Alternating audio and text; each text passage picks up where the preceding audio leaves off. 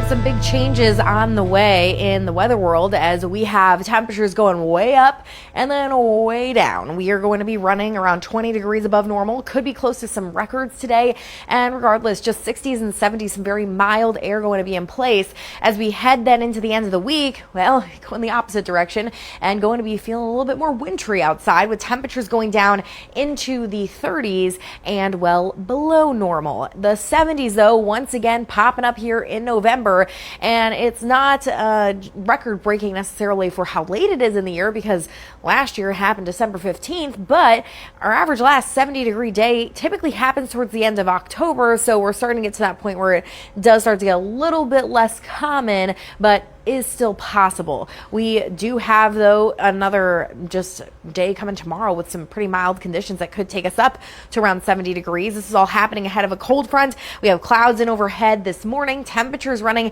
around 10 to 20 degrees warmer than where we were at yesterday. That puts us in the 50s, an incredibly warm start to the day. So, of course, we go off from here. We take off from here. We have winds coming in out of the south, pulling in this warm air, and we are going to have another breezy day, but despite the cloud cover, that wind is really what's going to drive the temperatures up and take us into the 60s and 70s for highs. And then later tonight, we stay in the 60s, so it's even warmer when we wake up tomorrow morning. This is all coming in ahead of this very strong cold front, and so winds coming in out of the south, that warm air building in, moisture getting into place, and that is going to set us up for this front to come on through tomorrow in the early afternoon hours. We're starting to see an earlier arrival to the front. We've been seeing it kind of inch up and up and up, and that's going to lead to some showers coming in around noon, and then temperatures are going to start to drop as the cold front arrives, and we have showers and thunderstorms falling during the afternoon and evening hours, and we could even have some strong storms too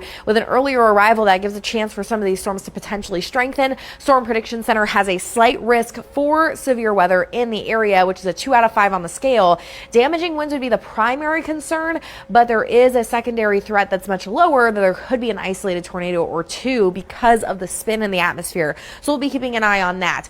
What we will notice more so out of the system though is going to be the insane drop in temperatures. We go from being nearly 70 degrees at noon to the 30s by midnight. So in 12 hours, a significant drop in temperatures of over 30 degrees, and we end up in the 20s by Friday morning, and that cold air is here to stay, taking us into next week with well below normal temperatures across the region. So we are going to be very mild the next 2 days. 60s and 70s on the board. Definitely take advantage of it. Tomorrow that rain starts to come in during about midday, and then the temperatures go on down. We end up in the 20s Friday morning, 30s for highs through the weekend and into next week with low temperatures in the